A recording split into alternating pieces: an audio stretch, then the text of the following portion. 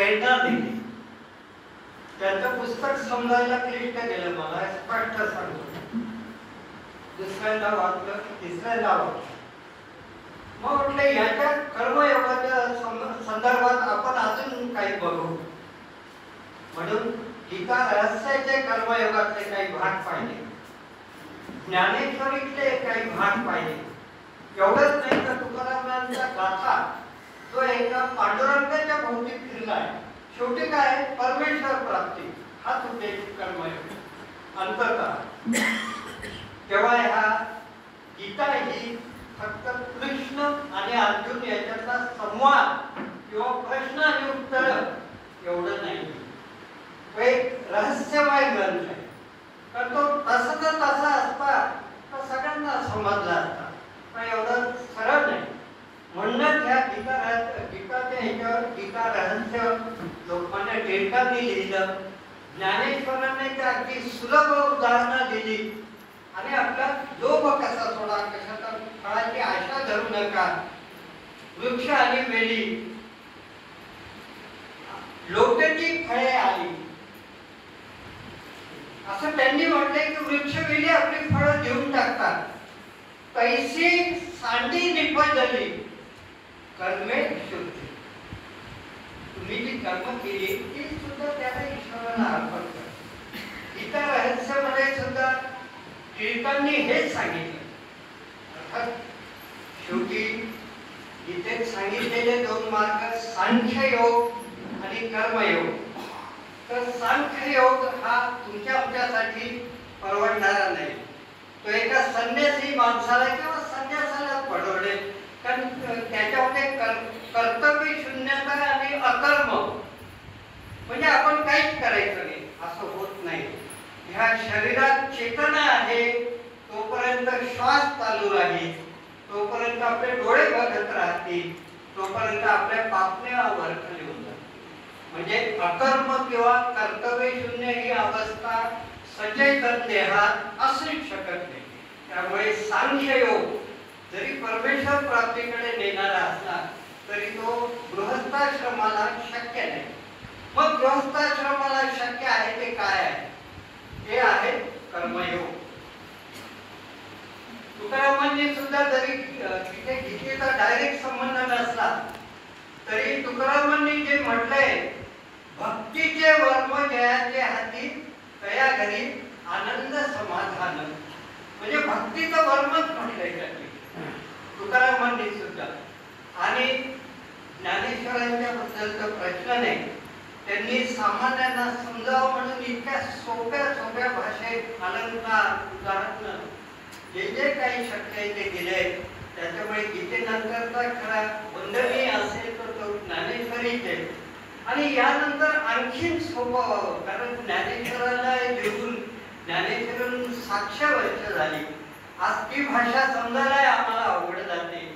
म्हणून आपल्या आईला समजा आपण विनोबांनी गीता लिहिली, पण ती लिहिताना सुद्धा त्यांनी सांगितलं हे रहस्य आहे बरं गीता. गीताई माऊली माझी मी नेनता बाळ तिचा, पडता रडता उचलून घेईल कडे होईल. आणि त्यांनी माहिती आहे की हे गीतेचं रहस्य सांगताना मी कदाचित मी नेनता बाळ तिचा, परंतु ती साध्या सोप्या भाषेत, कारण त्यांची आई म्हणाली होती बाळ अरे मला समजत नाही रे संस्कृतची गीता, म्हणून त्यांनी गीता लिहिली. आणि गीताईचं ध्यान करताना त्यांनी भय दुश्मनी हा गीतेला शब्द वापरला. गीतेचा आणि गीतेच्या कर्मयोगाचा जो अभ्यास करतो तो भयमुक्त होतो. कशाला घाबरायचं? कारण मी जे जे करतोय त्या परमेश्वराला भगवंतासाठी करतोय. मी श्वास घेतो माझ्यासाठी नाही, म्हणजे प्रत्येक कर्मातून मी वजा करायचा करता, आणि जे शुद्ध कर्म उरेल ते समत्व भावाने त्यात यश मिळो अपयश मिळो, आनंद मिळो दुःख मिळो, यश मिळो पराजय हो विजय हो, ते जे मी काय कर्म केले ते परमेश्वर इदम न मम म्हणून परमेश्वराच्या चरणी आपण अर्पण करायचंय. आणि म्हणूनच गीता ही खरं म्हणजे कर्म आणि शेवटी ईश्वर प्राप्ती यातला एक ब्रिज पूल आहे. हे वाचताना हे जेव्हा सगळं वाचलं आणि मग मी वळलो ते चौथ्यांदा वाचल्यानंतर देशमुख सरांच्या जवळपास त्यांनी हेच सांगितलंय. काही भाग क्लिष्ट वाटतो म्हणजे मला, कारण असं आपला अभ्यास नाही. म्हणजे काही वेळेस बोलायला बघू बालिशहा सभेत बडबडला असं व्हायचं, असं होऊ नये म्हणून तो पुन्हा पुन्हा वाचला.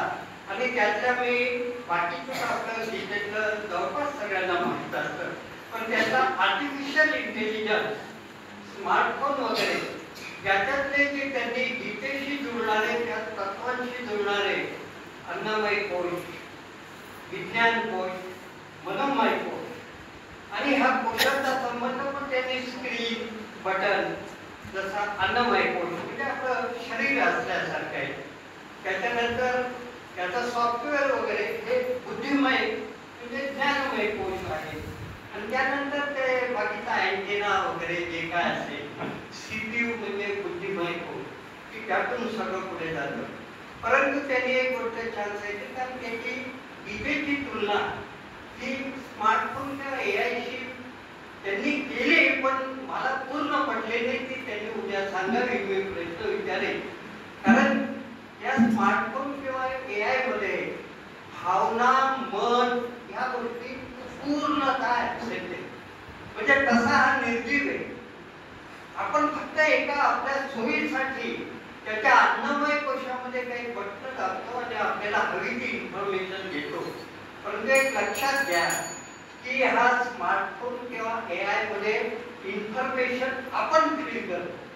तुमचाही वैज्ञानिक तो फीड करतो. ते इनपुट जेव्हा येतं तेव्हा तुम्ही म्हणाल ते आउटपुट तो देईल. पण 2 अधिक 3 6 हे मला उत्तर पाहिजे असेल तर हा देणार नाही, कारण याच्यात इनपुट मध्ये 2 अधिक 3 5च नाही. त्याच्यामुळे याला स्वतःची बुद्धी नाही.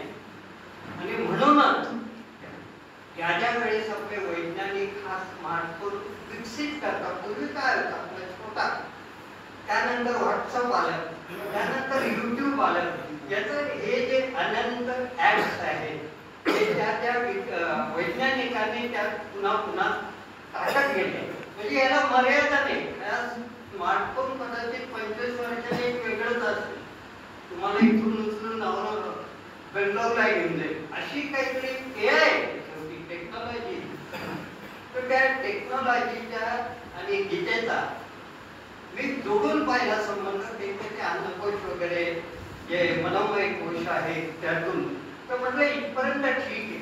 पण एखाद्या गोष्टीमध्ये जर प्राण नसावा, त्यात जिव्हाळा नावाची गोष्ट नसावी, ममत्व नसावं आणि संबंध नसावा काही एक दुसऱ्याचा, तर हा त्याला ईश्वर प्राप्ती करण्याचा मार्ग असू शकतो एआय.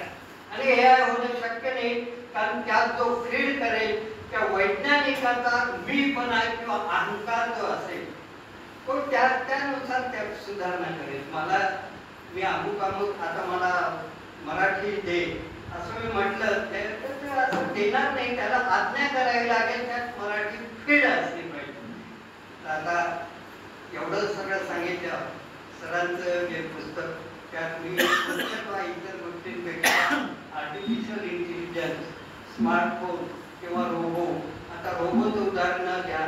एखाद्या रोबोला ओंडके उचलायचं काम दिलं, तेवढंच शिकवलेलं असलं आणि त्या 4 ओंडक्यामध्ये 5चं एखादं लहान मूल झोपवलं तर रोबो काय करेल? 4 ओंडके उचलल्यानंतर 5वा येतोय मूल ओंडका समजून उचलला आणि फेकून दिली.